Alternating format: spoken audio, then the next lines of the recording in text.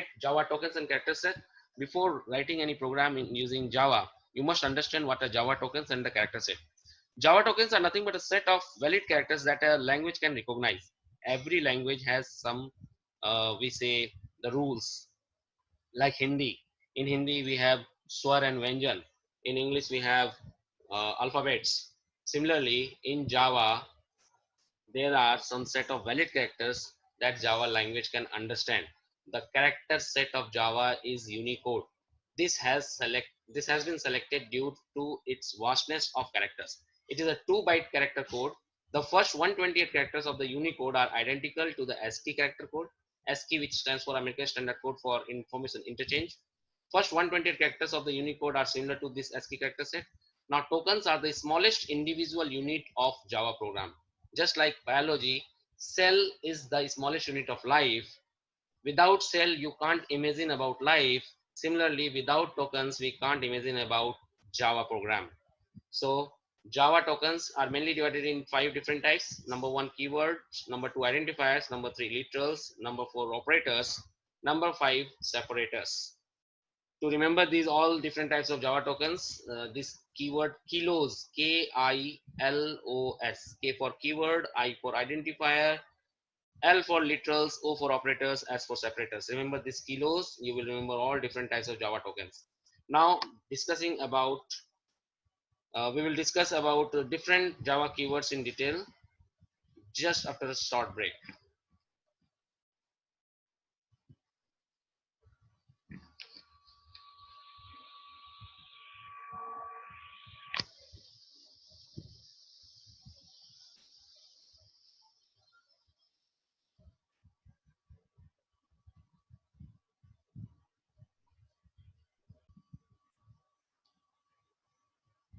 Welcome back.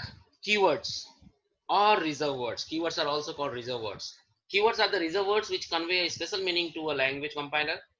They cannot be used for any other purpose like functions name or variable name or object name. We cannot use the Java keyword in writing the name of a function, or we cannot have a keyword as a variable, or we cannot have a keyword as the object name. Now there are around 48 keywords, of which const, const and goto have been reserved even though they are not currently being used for any purpose. True, false and null might appear to be keyword, but actually they are literals. They are literals, true, false and null, and hence are reserve words. These are also reserve words.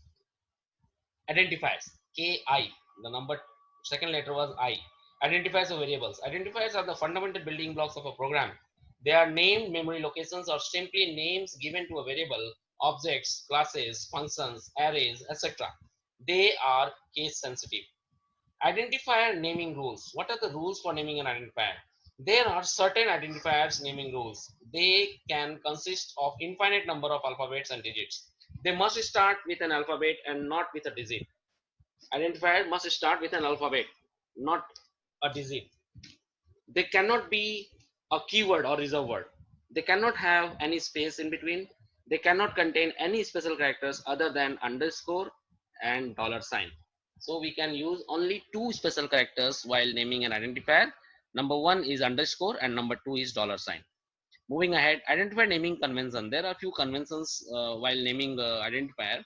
These are conventions I am saying. You can go beyond convention, but using conventions you can give the identifiers a proper name. While naming identifiers, there are certain conventions that make them identifiable. Number 1, class names begin with an uppercase character. Class name, the first letter of the class name must be uppercase. Identifier having multiple words, the first character of second and the subsequent words are in uppercase. First character of second and subsequent, second word, third, fourth and so on, are first letter is capital, and constants are all capital. Constants are all capital. So this way, if you follow this convention, by reading the name you can easily differentiate that this is a class name if it is having the only first letter as capital, and if there is a multiple word and first letter of each word is beginning with a capital letter, then it is identifier. And if all the letters of the word are in capital, then you can easily identify as a constant.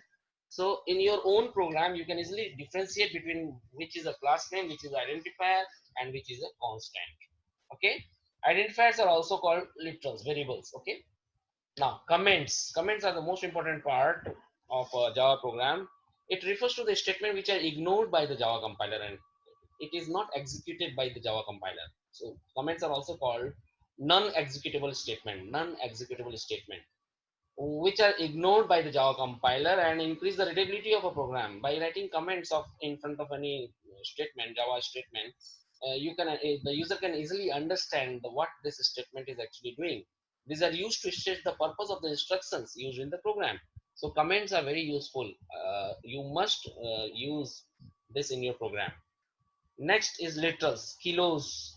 The third letter was literal, constants. Literals are the fixed values that are assigned to variables which do not change its value during the program execution. Literals are the fixed values that are assigned to variables which do not change its value during program execution. They are of 5 types. Number one, integer literals. Integer literals, decimal or octal or hexadecimal. Integer literals are of 3 types: decimal, octal, hexadecimal. Now, moving in detail, integer literals. To represent decimal integers, we simply use the integer type number as literal. Integer type number. Integer, int, int, int p is equals to 45. So here, system.out.println p, it means the output will be 45. The variable p, the literal p, is storing a decimal number 45. So its data type is int, int. For octal, however, we proceed to represent the octal integer. However, we proceed the number with a 0 as a literal. Int p is equals to 045. So if any number is starting with a 0, it is understood as octal literal. And when we print system.out.println p, the output will be 37. See, if you convert 045 octal into decimal, you will get 37. So when you print SOPLN, system.out.println p, it will give you output 37 because 45 in octal is 37 in decimal number system. And for representing the hexadecimal number system and hexadecimal integers, we use 0x, 0 and lowercase letter x, lowercase x in lowercase, preceding the number as hexadecimal literal. For example, int p is equals to 0x45. It means 45 is in hexadecimal number system and the output of this will be 69. When you convert this hexadecimal number system into decimal number system, you will get 69 as output. So this way we represent integer literals.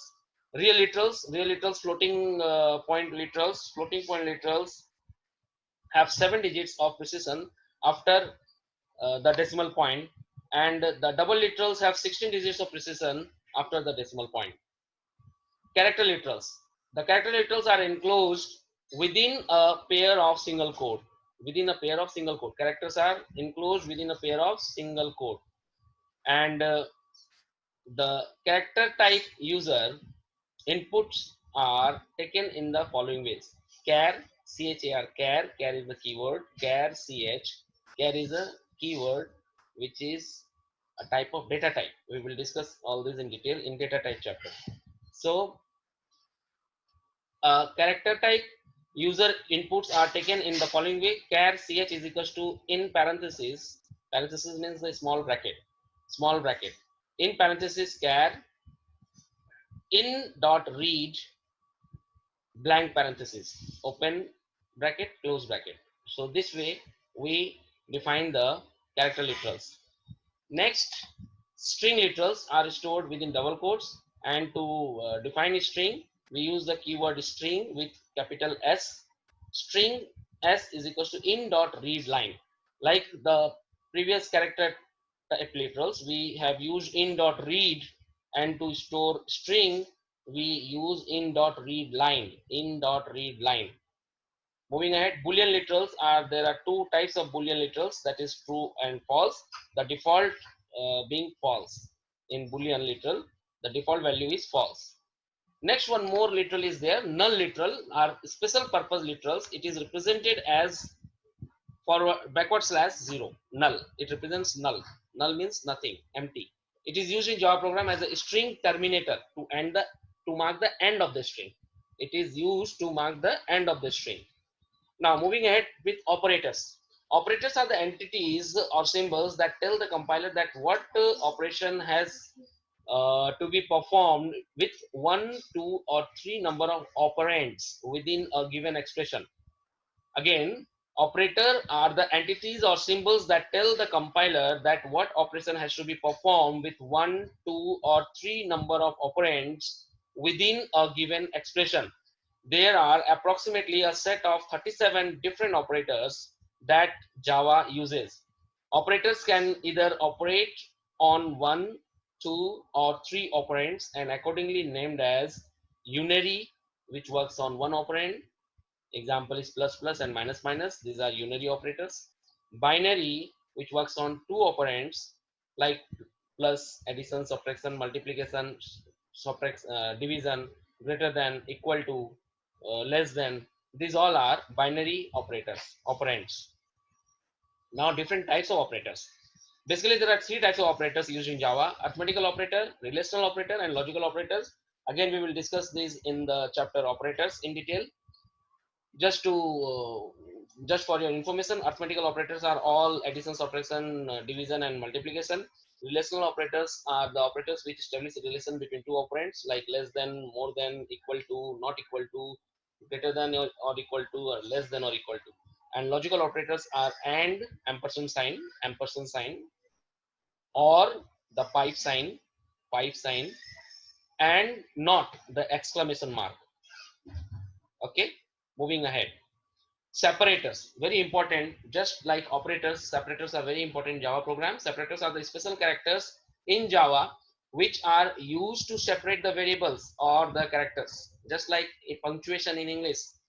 Here also we use punctuation marks like comma, bracket, curly bracket, square bracket. These all are separators. And we use punctuators also: question mark, dot, semicolon. These three punctuators are used in the Java.